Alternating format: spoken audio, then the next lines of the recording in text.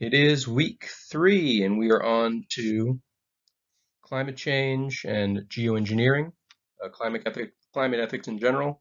Um, for some reason, when I hit record, the title disappears from the slide. This is Walter Sinnot Armstrong's article. It's not my fault. Um, he's arguing that individuals, as opposed to the governments, can't be held responsible for actions that may or may not contribute to climate change. All right, so just to sort of frame the question, so I guess I can assume that everyone knows what climate change is, and we're assuming for the purposes of this course and for the purposes of this article that it is real, right? Emissions of CO2 and other greenhouse gases are increasing, right? The average temperature, and this is having bad effects. It's going to raise sea levels, create more wildfires, so on. We're already seeing the effects. It's having unpredictable effects on things like hurricanes and things like that. So it's going to cause suffering for a lot of people, probably death for a lot of people. Uh, and he is assuming here that governments do have an obligation to work to stop climate change. The question is, what responsibility do you and I, as just individual citizens, have?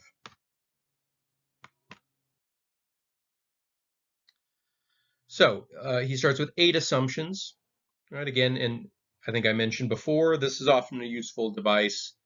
In your paper, you don't have room to argue for everything, right? You're probably arguing for some premise that's kind of deep in an argument. So you can set up and say, look, I'm assuming these things from the outset, and then the thing I want to argue for is something that may or may not follow from those assumptions, right? So here are Sinnot Armstrong's 8 assumptions that he doesn't argue for and just says, here, this is our starting point. Number 1, global warming has begun and will likely increase in coming years. 2, human activity, mainly the use of fossil fuels, is responsible for a significant amount of this global warming. Global warming is going to cause serious problems due to sea levels rising, drought, heat waves, and so on. Millions of people will probably be displaced or die. Large sections of coastline are now becoming uninhabitable, right? So people are going to have to move. We're having pervasive droughts. Number 4, the poor are going to be disproportionately hurt by global warming. They're just going to have fewer resources to deal with this stuff, to pick up and move, right, or to deal with food scarcity, increases in food prices, and so on.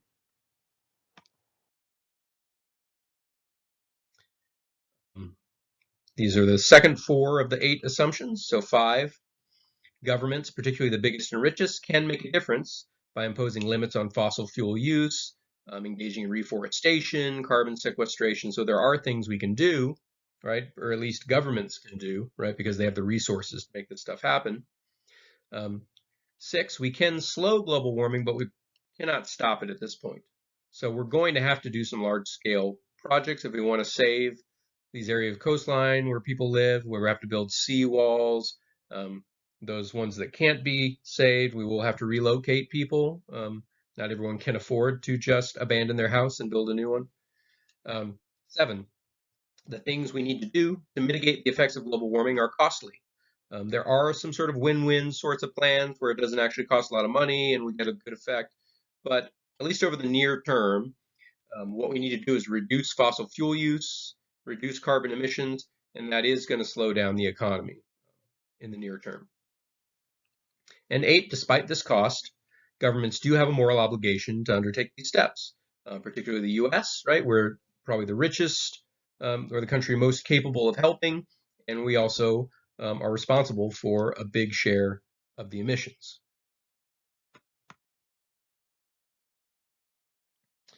So again, those are just things he's assuming to be the case. But what doesn't follow from those is that there's any obligation for an individual, right? So just because the government has an obligation to do these things doesn't mean that I, as a citizen of the country, has any particular obligation. So he used an example of a bridge, right? So say a bridge needs to be fixed. There's big cracks. There's multiple cracks in it, right? And say the government doesn't fix it, right? That doesn't necessarily mean that I, as the citizen, are obliged to fix it. And that lack of obligation obtains even if I drive over it every day, right? Even if the obligation isn't to fill in merely one crack, right? Even if every citizen who drove over it, if they filled in one crack, it would be fixed. Nonetheless, it doesn't mean that any of us have that obligation, right? The idea is that, no, this is the government's job. Certain things are the job of the government, right? Not individual citizens. Now, if you accept that sort of analogy, then you might accept, okay, fine. So just because the government is obliged to do something doesn't necessarily imply that individual citizens of that country have any particular obligation. But sometimes that might be the case. So another analogy, right? If the government fails to fund schools enough to teach my child to read, you might argue that I then have the obligation to step in and do so, right? So which is the case of climate change like? Is it like the bridge, right? Or is it like teaching your child to read? This is the subject of the essay, and this is the question that he wants to explore.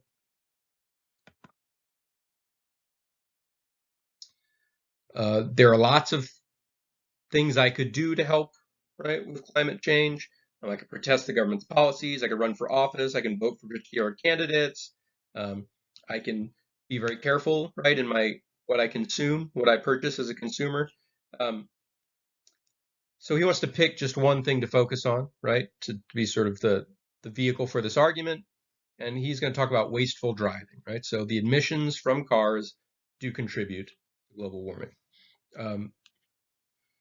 And he concedes that, sometimes you have to drive in order to make money and survive, right? So he's not considering the possibility that you might be morally obligated to never drive a car and just, right, lose your job over it.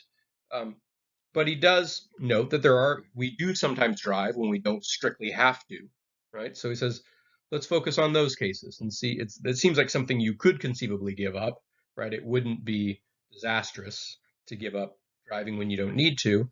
So he wants to see if, again, and he's setting up, right, sort of the easiest case for his opponent, right? Here's something you could easily give up, right? So the question is, are you morally obligated to? So the example he wants to use is, suppose that I want to go through a drive through the mountains on a Sunday afternoon just for pleasure. Let's say I want to drive a big gas-guzzling SUV because it gives me pleasure to feel the powerful engine around those curves, right? Driving a Prius just is not going to cut it, right? It's not going to be as fun for me. And the point of this is it's just pure fun. And rather than sort of focus on whether it's moral to buy a gas-guzzling SUV, let's suppose I borrow it from a friend, right? And let's also ignore the possibility of causing an accident or something like that. So what he wants to focus on is just this pure issue of, am I allowed to burn some gas, contribute some extra emissions just because it's fun, right? Is that morally wrong?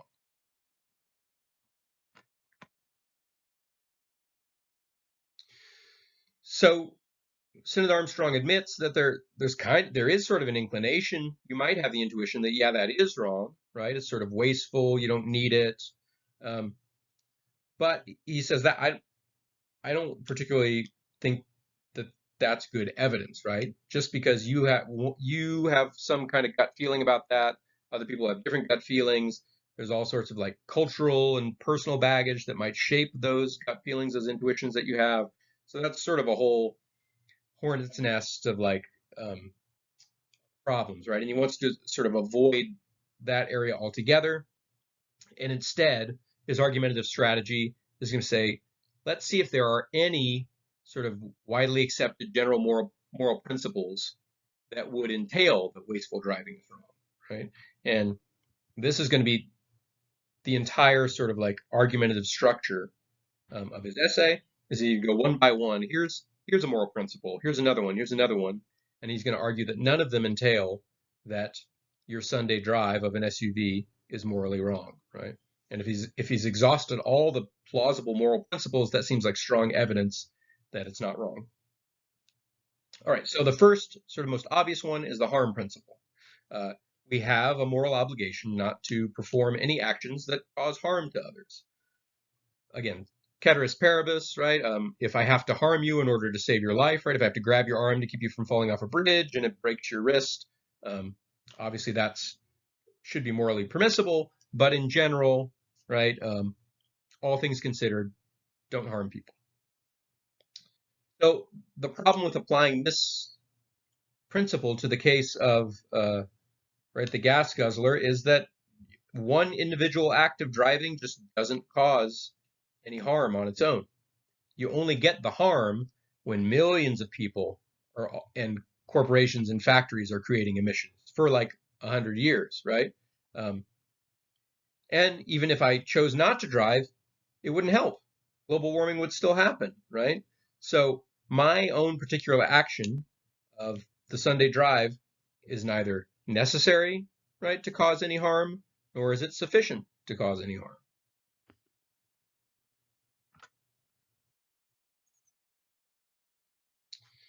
Now, you might respond, right? You might point out that you might say the same thing of me pushing a car and its passenger off a cliff with the help of 5 different people, right? So if is that clearly that must be morally wrong, right? So what's the difference, right? Or is there a difference? Sinnot Armstrong wants to say yes, there is a difference, right? So you pushing along with 5 people at someone's car with them in it off a cliff is different in 2 respects from the SUV from the Sunday driving example. First, you're intending to harm someone, and secondly, the action is unusual, right? So the intention thing is clear enough, right? Driving my SUV, my intention is not to cause global warming and hurt people. My intention is to have some harmless fun. But the unusualness needs a little clarification. So what does it mean that it's unusual to push someone off a cliff? Usual factors typically don't get cited in causal explanations for things, right? In particular, causal explanations for harms. So if you ask what caused a fire, you might talk about an electrical short, right? Or someone lighting a curtain with a match. The reason you cite those factors is because those are unusual. They don't happen all the time. What you wouldn't say is, oh, what caused the fire? Oh, oxygen, right? I mean, oxygen is a necessary condition, but it's just always present, right? It's a usual factor, so we don't usually count those as like the relevant causal factors. Same thing in moral cases. We don't usually blame people or think that they're a cause of some harm if whatever they were doing was no worse than most people were doing, if it's kind of a usual thing. It's not unusual to go for a drive on a Sunday.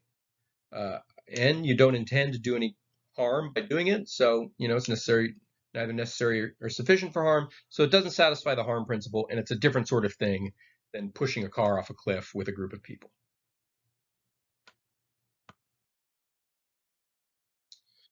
And Sinnot Armstrong says it's not even analogous to other big problems like famine. Now, in the case of a famine in some part of the world, it's true that your own little donation could help a particular person. It can't prevent the mass starvation, right? All of the harms, but it can prevent one little piece of harm, right? You could help one person get water or help them with a place to live or a place to stay for a while, even with maybe $100. But skipping my Sunday drive doesn't even seem to help a single person, right? Global warming is going to happen whether I do it or not. All the same people are going to be displaced.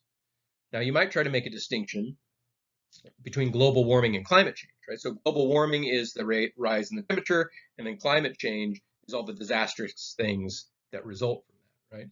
So you might say, well, your Sunday drive does raise the temperature of the globe a tiny, tiny fraction of a degree. Actually, it might be hard to even say that, right? But saying that it does, right? Saying that you could somehow measure that, or in principle that there is some tiny effect from a single drive, that alone doesn't harm people, right? It's not the global warming that harms the people, it's the climate change, right? And your drive isn't going to cause sea levels to rise or a drought. Right? And the problem is not that you are causing a harm, but it's just far in the future, or that it's imperceptibly small. what Sinnot Armstrong is arguing is that there's literally no harm. You can't connect that drive to any harmful effect on any individual person or group of people.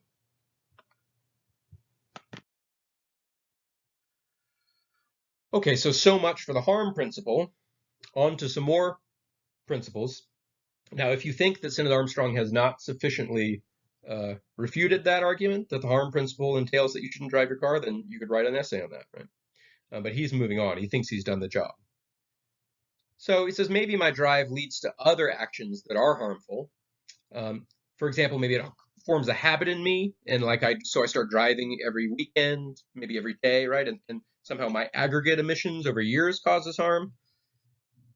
He thinks that that's pretty doubtful too, right? It takes millions of people a lot of time to get us into this situation. So even one person driving every Sunday or every day is unlikely to make a difference.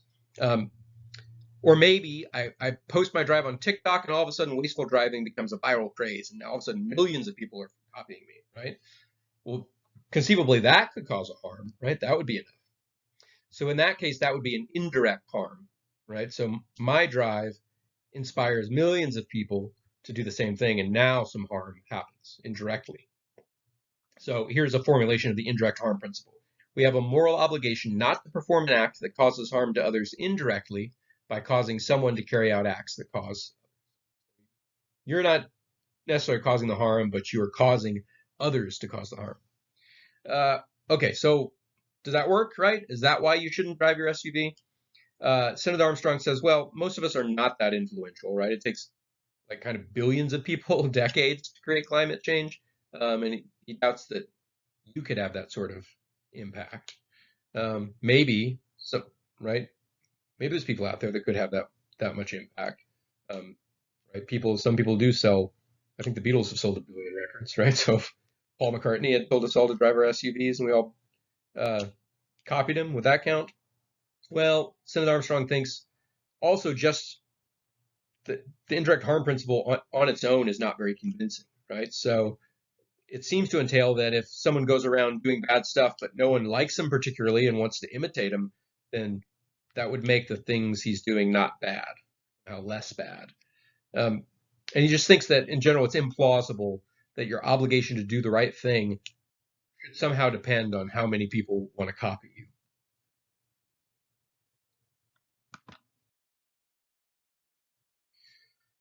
All right, on to more principles. The contribution principle. Maybe I can't create climate change by my own actions, right? But maybe I make it worse. So let's consider the contribution principle. We have a moral obligation not to make problems worse, right? So there's a problem out there, and my driving an SUV makes it a little bit worse.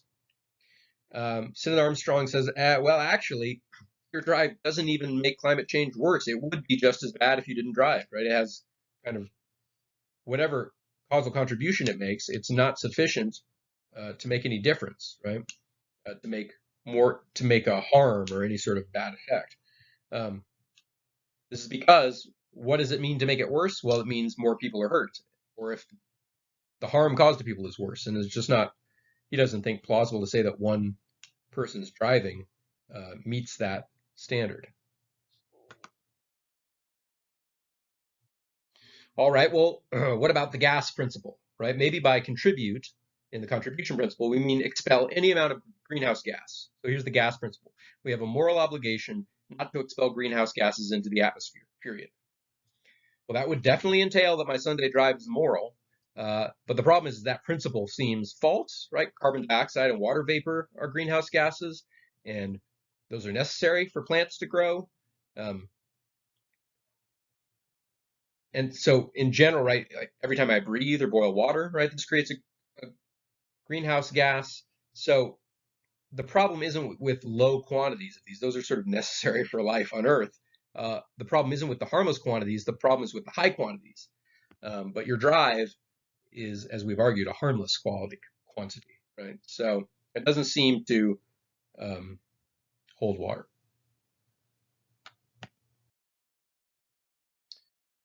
Well, sometimes we can be morally wrong to do something, even if it doesn't end up causing any harm, right? Consider drunk driving, right? So maybe you drive drunk, you get from the bar to your house safely, you don't crash your car, you don't hurt anybody. Nonetheless, you might say that's wrong. Well, why is that wrong? Because of the risk principle, right? You might say we have a moral obligation not to increase the risk of harms to other people. So by driving drunk, even if you don't harm anybody, at particular time, you have increased the probability that you harm somebody, right? That's fine. That's a plausible principle, and it seems to work for drunk driving. But the problem with the SUV is that the risk principle requires that there's at least the potential for harm, that you've increased the probability of someone being harmed. And as we've already argued, there doesn't seem to be any harm at all, right, from the single driving. So you have not increased the probability of any harm. So the risk principle doesn't apply. And if you insisted on applying it anyway, it would seem to then rule out breathing or boiling water again. And that seems a little too stringent, right?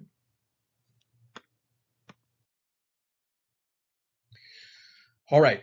Again, so this seems like a really long list of moral principles, and it is.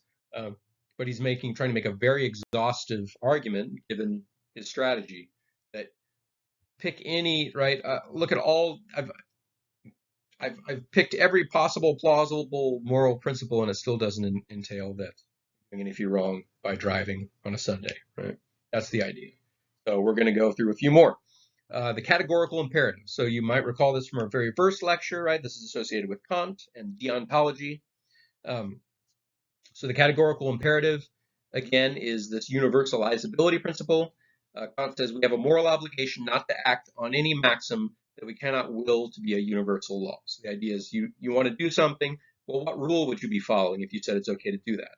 Now, could you take that rule and make it universal, that everybody should follow it? And you'll recall, right, that the point of it is not that it's not a problem if the maxim, if everybody followed it, it would have bad consequences. That's not Kant's point. Kant's point is that morality, right, is derived from pure reason, and so the maxim is a problem if it ends up resulting in some sort of contradiction, right? You'll recall promising, right? If the rule I'm following is like I can break promises whenever I feel like, then if you wanted everybody to act like that, then it would sort of end up being like there's not even a such thing as promises, because nobody ever feels like they need to keep them. And it ends up in some sort of contradiction or incoherence or something like that.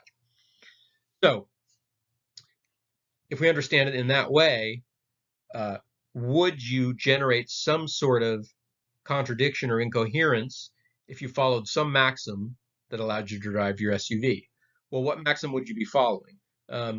You might be saying, okay, the general rule that I'm following is it's okay to have harmless fun, right? Because we've already argued that it's harmless. Well, that doesn't seem to be a problem. We don't see any contradiction with that. So maybe there's a different way of describing it. What if the maxim is it's okay to expel greenhouse gases? Well, that would be bad. That would have bad consequences, right? If everybody obeyed that maxim, but it's not a problem for Kant, right? Because Kant says, no, I don't care about consequences. I care about whether this is going to generate some sort of contradiction. It wouldn't be a contradiction. It would just be a crappy world, right? So the categorical imperative doesn't seem to rule out your Sunday drive. Well, if you recall from the first lecture, there's more than one formulation of the categorical imperative. So while we're at it, let's try the second one. The second one says we have a moral obligation not to treat other people's as a means to our ends, right? We have to treat them as ends in themselves, sort of like respect for other people. Well, what does it mean to use somebody as a means? One popular way to interpret it is that to use somebody as a means is to harm them for the purposes of furthering your own sort of personal goals. But we've already argued that my drive doesn't harm anybody, and since Kant is so worried about your intentions, right, more than consequences, I'm also not intending to hurt anybody, right, by doing my drive. So in either formulation, the categorical imperative doesn't seem to forbid Sunday drive.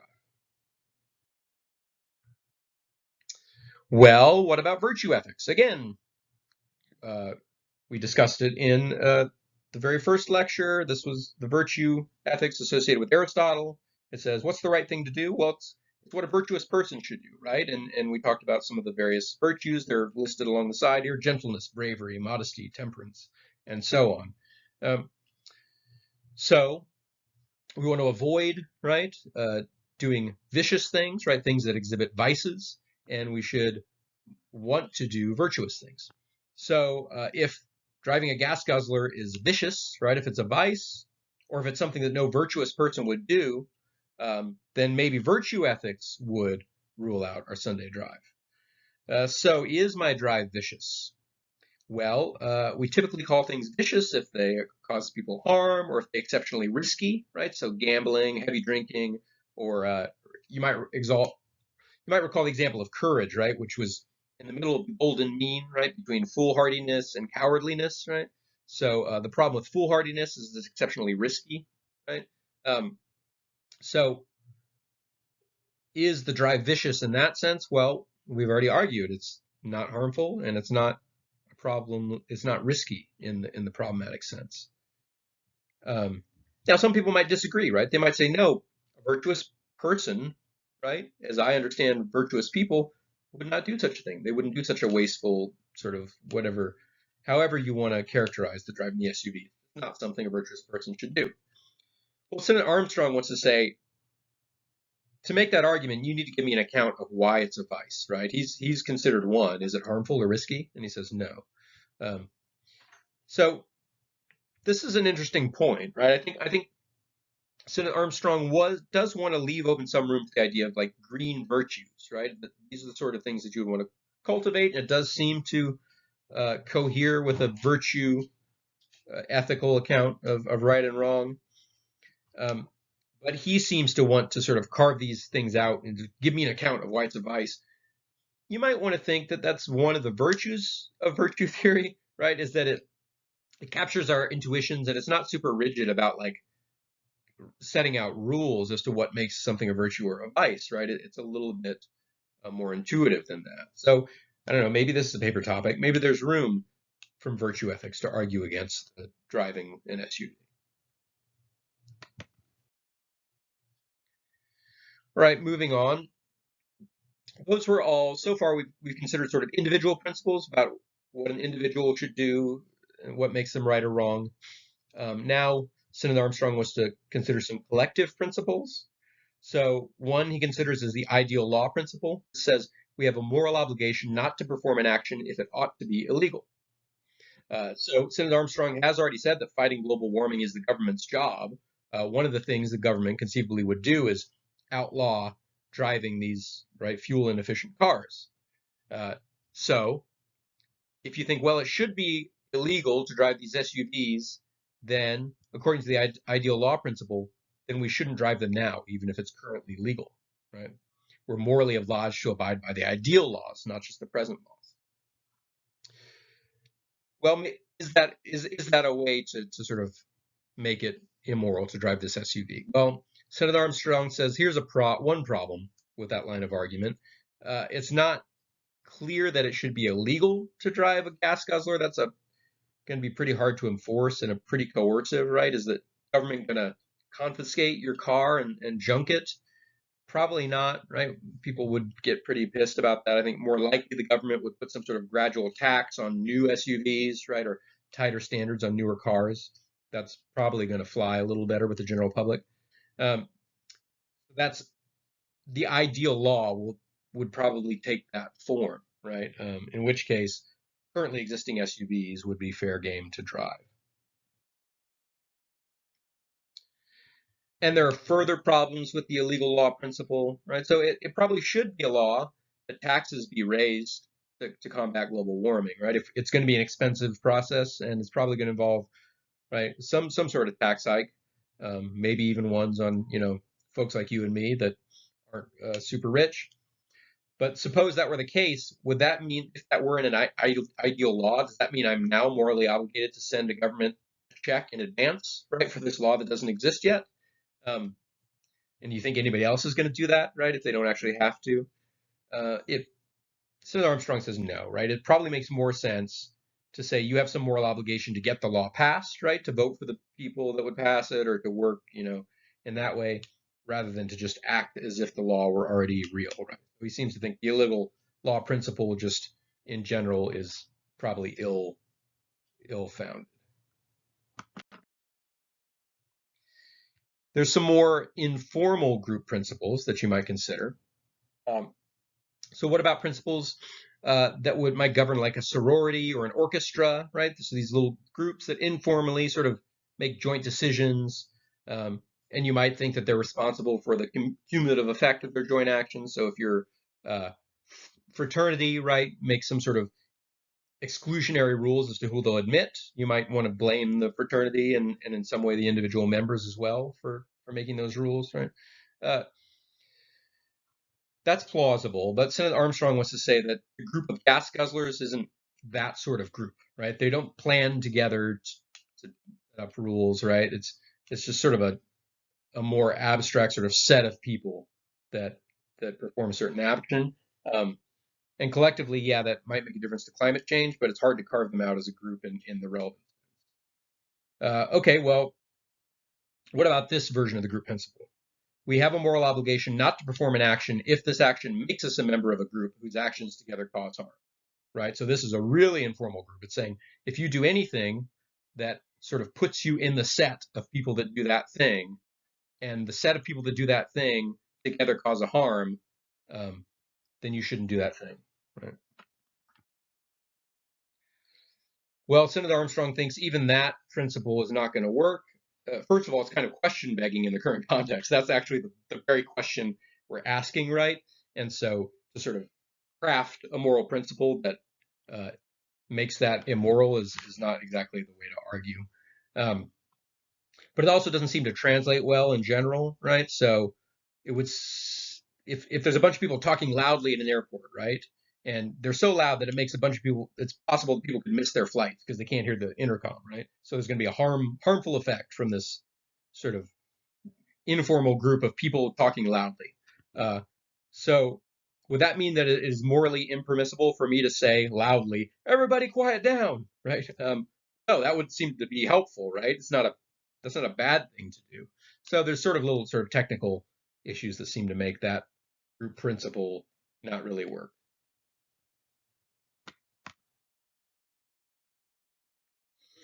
All right, so we're winding down. We got a few more principles here. So here's some counterfactual principles. These are sort of consequentialist arguments. And you should, again, recall consequentialist arguments. They're arguments to say if something has bad consequences, then it's bad to do it. So we talked about the categorical imperative. We said, hey, Kant, the way he set it up, he doesn't care about the consequences. He's concerned about whether it has some sort of internal contradiction. But you could imagine a consequentialist version of the categorical imperative. Call it the general action principle, right? I have a moral obligation not to perform an act when it would be worse for everyone to perform an act of the same kind, right? So if everybody, again, followed that rule, there would be bad consequences. That's the idea. So if everyone drove a gas guzzler, global warming would get very bad, very fast. We'd run through our supply of fossil fuels. It'd be a bad scene. But the problem is that, I mean, that principle seems attractive, right, when it comes to gas guzzlers, but you probably wouldn't want to use it generally, right? So it wouldn't qualify as a good general moral principle. The principle doesn't seem to work on, for example, having children, right? It would be a bad idea if everyone decided not to have children, right? But that shouldn't oblige me to therefore have children, right? Just because if my general principle is like, I don't want to have kids, and you think if everybody, right, did that, that would be bad. But if the conclusion you come to is that like you must have children, that seems wrong, right? Something went wrong there. So Senator Armstrong says, yeah, you could sort of get around that particular problem by recrafting your principle, right? So let's call it the general permission principle. I have a moral obligation not to perform an act whenever it would be worse for everyone to be permitted to perform an act of that kind, right? Instead of saying it would be worse if everyone did it, we're saying it would be worse if everyone was allowed to do it. Now, in that principle, you could choose not to have kids, right? So even if you're allowed not to have kids, a lot of people are going to want to do it anyway, so it wouldn't have that bad of consequences. And that works for stuff like murder and theft, right? So if everyone was allowed to do that, that would be a bad scene, right? We want to rule that out. Um, so far, so good, right? For this principle, maybe this is the way to go if you want to rule out your Sunday drive. But Sinnot Armstrong points out that for this to work, you'd have to actually let people know that they're permitted to do the thing, right? So try this. The public permission principle. I have a moral obligation not to perform an act wherever it would be worse for everyone to know that everyone is permitted to perform an act of that kind. Right? So it's not that everyone performs it, right? It's not that everyone's permitted to perform it. It's that everyone knows they're permitted to perform it. Okay. The problem now, right? So he's finally set up this is maybe the best you could do with that sort of general Kantian / consequentialist approach. But once you get the right formulation, he says now it's got a problem. It seems to entail that, for example, it's immoral to travel on an airplane, right? So if everyone knew that everyone was permitted to fly on, right, a given airplane, the plane would be overloaded and it would crash, right? This is why we don't permit everyone to fly on airplanes. This isn't a moral issue, right? And it's analogous to the gas guzzling thing. Some otherwise morally okay activities become problematic when too many people do them, right? But that's just not a moral issue. That's just an issue of like everyday life, right? If you recall from the first lecture, the tennis example too, right? It's like, yeah, if everybody wanted to play tennis on a Sunday, then that would be a problem, but it doesn't mean it's immoral to want to play tennis, right? If everybody wanted to fly on a particular plane, that would be a problem, but it doesn't mean it's immoral to fly on a particular plane. And he wants to say that if everybody wanted to drive a gas guzzler, then yeah, that would be a problem, but it doesn't mean that it's immoral in any particular thing. It's just sort of a pragmatic problem with like, yeah, you can't. Not everybody can do everything all the time. All right. So that's it, right? So again, his strategy was to survey all these principles, say like none of them entail that your own particular act of driving an SUV is wrong, and then that's supposed to, again, it's focusing on one case, but the idea is what sort of moral obligations do I as an individual have to sort of craft my lifestyle to prevent myself from expelling greenhouse gases? And he wants to say none, right? As an individual, you don't. Government's problem. So now this is sort of a elimination of various things that he hasn't demonstratively shown that driving a gas guzzler is morally fine, right? So maybe he missed the right moral principle, right? He gave you a long list, but he didn't give you, conceivably, there's other moral principles, right, that he left out or didn't think of. And it doesn't necessarily mean that it's morally admirable. It doesn't mean that it isn't morally admirable to save fuel, right? That's a good thing. Um, and it doesn't mean that you shouldn't raise your kids to want to save gas or even feel guilty when they waste it, right? You can still do good things that aren't moral obligations. This is called supererogatory, right? You can go above and beyond. And of course, the governments do have such an obligation, right? Even if individuals don't have these obligations, governments do. So you can take steps, right, to push your government to do these things. So maybe that, he wants to say, is the best way to spend your energy, right? Is to pressure your elected officials, your government, and rather than sort of just like being nasty to your neighbor who owns an SUV or like being very Spartan in your own lifestyle. He thinks that's you're not morally obligated to do it, and then maybe big picture, biggest bang for your buck is to engage in. All right, so the next lecture we'll see an argument or it's an account of how you can have these sort of group moral obligations. And you might find that attractive if you think that Sinnot Armstrong's argument lets us off a little too easy.